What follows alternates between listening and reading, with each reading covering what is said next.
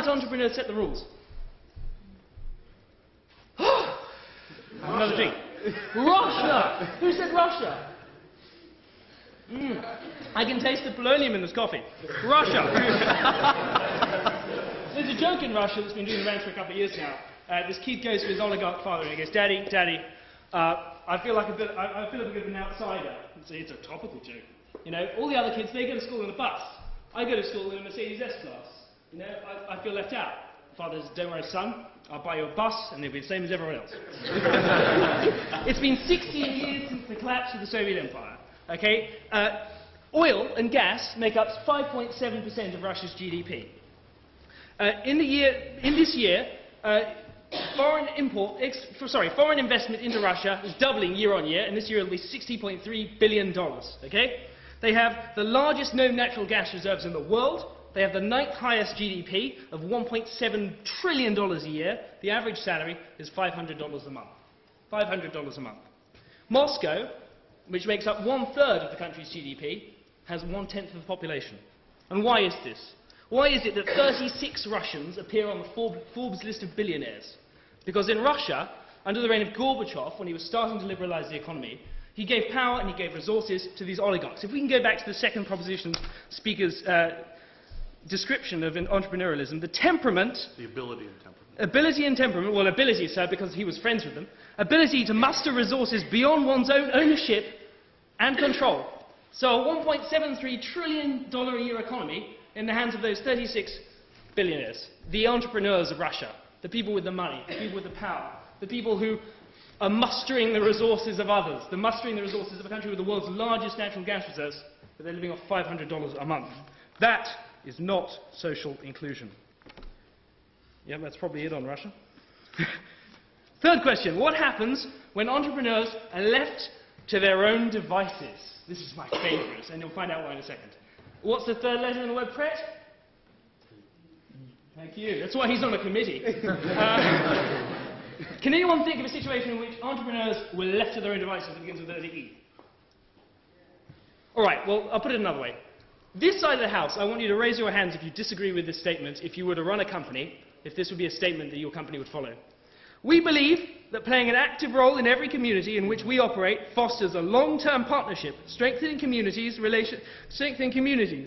Relations with the public should be conducted in honesty, candour and fairness. That sounds socially inclusive, doesn't it? Enron, thank you very much. Between 1996 and 2001, Fortune magazine, quite rightly too, said that they awarded the title of America's most innovative company. Innovative. Let's go back to the definition given by the second proposition speaker. Temperament to muster resources beyond one's own ownership and control. They weren't even doing that. They had the temperament and the ability to muster resources that didn't exist, ladies and gentlemen. And I am on very gentle ground here, because between 1989 and 2000, Accenture, the sponsors of this debate, were Siamese twins joined by contractual relations with Arthur Andersen, the people who were found to have had some liability in the Enron saga. The fact of the matter is that I know. That's incorrect. No, it is. 1997. Okay, 1997. CEO Joseph Forhan said, when people tried to sue Accenture, that it was inappropriate and misguiding to suggest that Accenture had anything to do with it.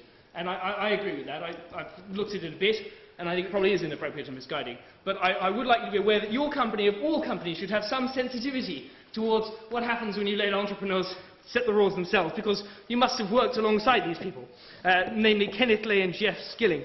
You know that Mobil and Enron were talking about a merger about 15 years ago. They were going to call the company Moron. So they inflated and fraudulently created assets. Any losses that were offshore, they just didn't write up. They just forgot they weren't included. Okay? So prior to the deregulations of the Californian energy industry, prior to 2000, they'd had one Stage 3 rolling brownout in the entire state. This we're talking about the world's fourth largest economy, and you can imagine the devastating damage and the loss of infrastructure, the loss of finances, of resources to hospitals and emergency services that a massive rolling blackout creates. In the following year, 1 year, until they were closed down by the feds, there were 39 rolling blackouts. And you know why that was? Because Enron, to inflate the price of electricity, because remember, they don't care who steps over that line, they don't care who can't step over that line. They rang up the power stations, they said, yeah, do you want to just close down for a while? They created an energy crisis. They lost the governor of California his job. He was replaced by Arnold Schwarzenegger. This is what happens when entrepreneurs are left to their own devices. They ordered shutdowns to cook the books. They made up the rules. They were America's most innovative company. Why? Because they were entrepreneurs in the truest sense of the word. They wanted money. They only ever pretend to care about the environment when they want to make more money. Okay, now it's a very cynical argument. I've said my father's an entrepreneur. They're not all like that, but that is the worst case scenario. That's what happens when a load of the smartest guys in the room get together and cook the books. 38 rolling blackouts in a single year. If you can imagine the havoc that causes to normal people, it's pretty bad. My fourth question is, what happens when you listen to your own parents? What could T stand for? It's a debate about entrepreneurialism. You're going to get this, you're going to like it. T? Thatcher. Thatcher! Thank you very much. We've already had mention of Thatcher. She did indeed lower income taxes. It was suggested that the problem was caused by VAT. She raised VAT, so I don't know how you can not criticise her for that.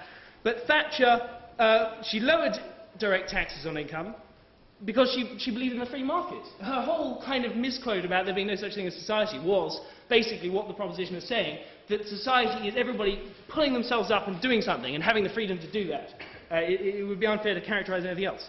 So anyway, on the 7th of March 2004, the Zimbabweans in Harare Airport, the police, they found 67 entrepreneurs in a plane. These 67 entrepreneurs had just bought 20 machine guns, 61 AK-47s, 150 hand grenades, 10 rocket-propelled grenade launchers, and 75,000 rounds of ammunition. They bought them for $180,000.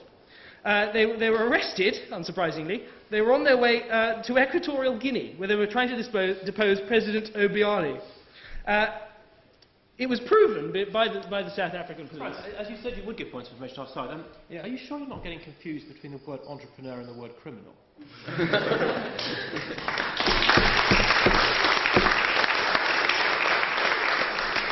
No, I'm saying that they got confused between the word entrepreneur and the word criminal. Okay, that's much clearer. It is a lot clearer, because when you leave entrepreneurs, when you leave the unfettered ambitions that go into being an entrepreneur, when you leave people to think about how they can make money, there are disastrous consequences unless you put in place laws. That's my point. It's only because it's criminal that it ceases to be legitimate entrepreneurialism. On a point of information, why does the motion exclude the possibility of laws regulating business?